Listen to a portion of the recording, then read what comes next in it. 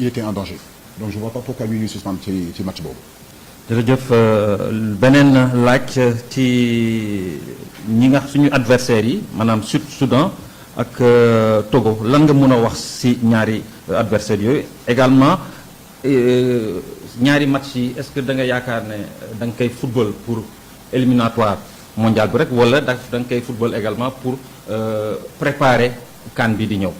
ñaari yëpp la parce que tey effectivement ñaari match yi mën nañu ci période bu mu tombé mën nañu xalaat ni que mën nañu servir pour CAN bi mais en réalité compétition à part la bi compétition coupe du monde la te ñëpp xam nañu importance su coupe du monde pour Sénégal te compétition bépp boo xam ne bëgg nga ci dugg bëgg nga sa ñaari match yi ko xam ne ñoom moom nga war a commencé yàlla may la si ndam ñu ngi ñaan yàlla vraiment yàlla may ñu ndam ci Soudan da nga xam ne match bu compliqué lay doon parce que suñu supporters yi newuñu fi te xam naa tamit Soudan duñ fi ñëw tamit pour perdre dinañ ñëw tamit pour défendre ñoom tamit seen qualification. Togo xam nañ ko Togo moom mën naa wax ni que 2006 moo doon équipe boo xam ne dañu éliminé pardon dina doon match boo xam ne match bu metti la mais am naa yaakaar ni que comme match yu importance yëpp suñ ko préparé vraiment comme nan lañ ko war a préparé yàlla dinañ ci mën a ndam incha allah.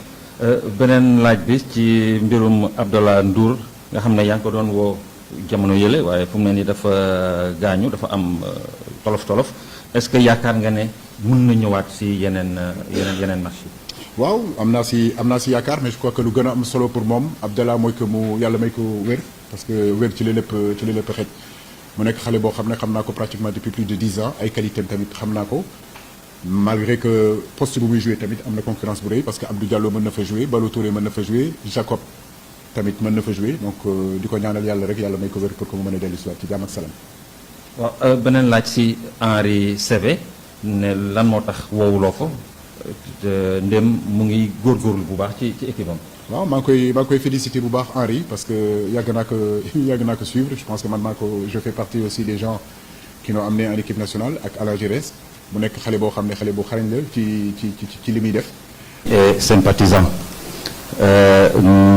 la conférence de presse va se dérouler ainsi comme d'habitude nous prendrons une trentaine de minutes pour la version française et après la version wolof va suivre et les questions bien entendu. Coach, je pense que vous pouvez démarrer. Merci beaucoup. Merci Kara. Bonjour à tous. Et merci de votre présence pour la publication de la liste concernant les 2 matchs des éliminatoires de la Coupe du Monde 2026. Donc la liste sera constituée de 26 joueurs, vu qu'on a 2 matchs.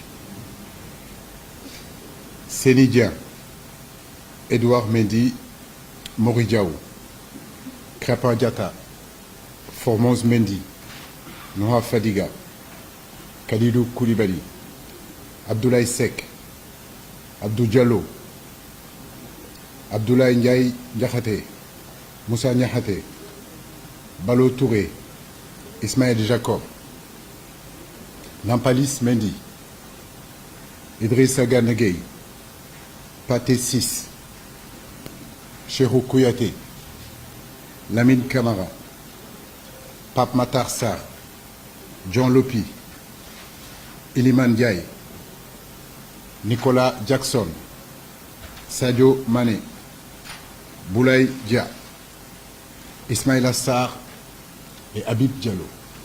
Voilà les 26 joueurs convoqués pour les 2 rencontres qui auront lieu ici le samedi 18 à 19h à huis clos, comme vous le savez, et puis le 21 au Togo.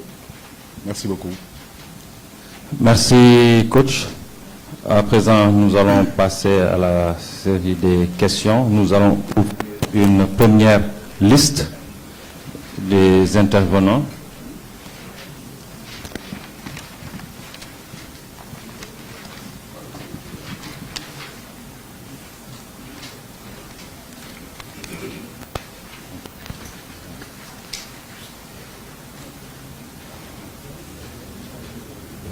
Djibril Gaye.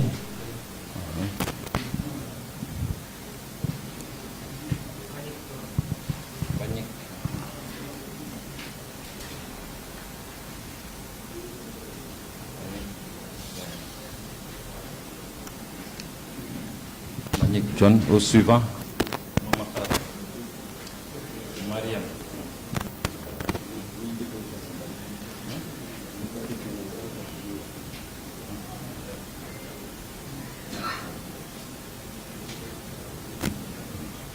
Ok. D'accord, on y va. Donc, le premier. Vous donnez le micro, s'il vous plaît.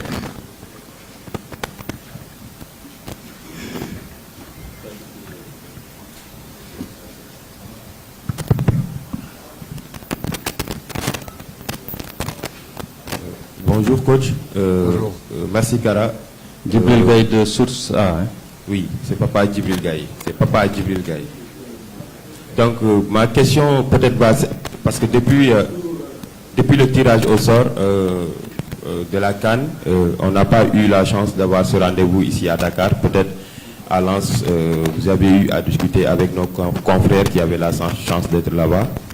Ma question va concerner un peu la programmation des matchs de l'équipe nationale. Surtout quand on dit que la CAN, cette CAN va être l'une des plus relevées et on se rend compte qu'il y a des matchs qui sont prévus et qui vont se jouer à partir de 14 heures.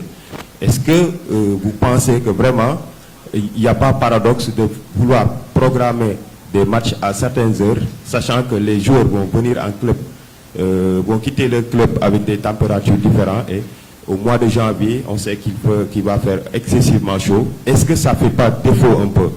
Ma deuxième question va concerner peut-être la liste qui est limitée à 23 jours.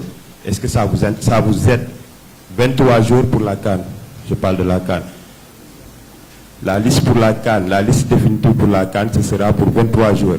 Est-ce que ça aide un peu les techniciens dans leur, je sais pas, dans cette situation? Merci. Bonjour Djibril, c'est deux très bonnes questions. Je crois qu'aujourd'hui, si on regarde, hier encore, j'étais en train de vérifier, mais de janvier 2023 à aujourd'hui, depuis le début des éliminatoires de la Coupe d'Afrique, j'ai envie de dire que toutes les équipes, en réalité, ont convoqué entre 26, 27, 28, voire même une trentaine de joueurs. Et après, petit à petit, dilué. Je pense qu'aujourd'hui, tout le monde est conscient de la dureté de cette CAN, des difficultés qu'il y a de cette CAN, les matchs, comment ils sont disputés et comment c'est difficile. Entre les baisses de forme, entre les suspensions, entre les maladies.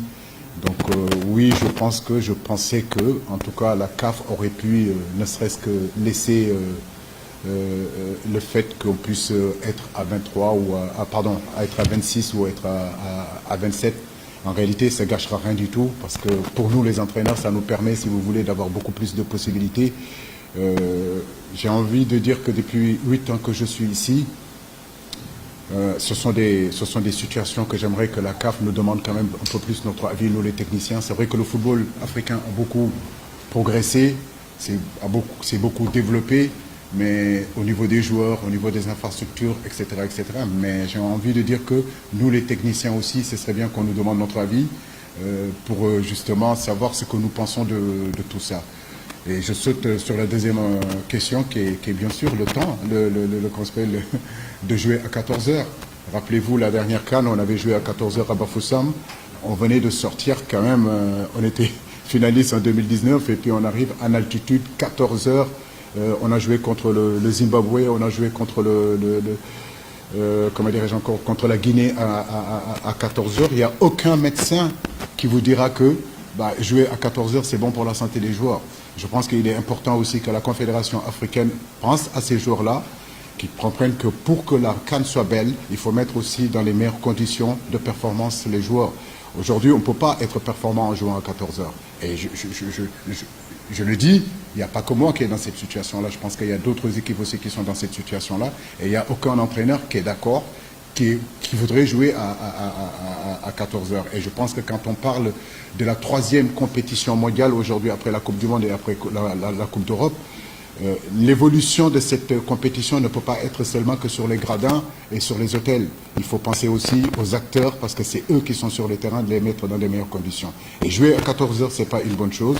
Et bien sûr, au niveau des sélections, de passer en réalité j'ai envie de dire, de 23 à 27 jours, à 26 jours, ne peuvent faire seulement que améliorer la performance de ces CAN-là. Je pense que c'est deux questions qui sont importantes et nous attendons une réponse en réalité de la part de notre confédération et de la part de nos dirigeants. Merci. Au suivant, Mbagnick John de U Sport.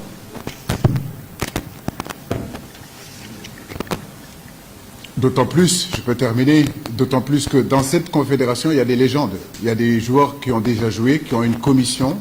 Il y a une commission des légendes de ces joueurs qui y sont. Je pense qu'aujourd'hui, tous ces anciens joueurs-là ont eu à jouer sur le continent africain et connaissent les difficultés de jouer à 14 heures. Est-ce qu'on leur demande leur avis? Est-ce que ces légendes-là qui sont là, dans leur commission, est-ce que quand les décisions se prennent, est-ce que vraiment on les associe? Parce que je ne pense pas qu'un Jérémy Nitap qui a déjà joué pour le Cameroun ou bien un Anthony Bafoué qui est dans cette commission-là vont donner, je veux dire, l'aval pour faire jouer les équipes à 14 heures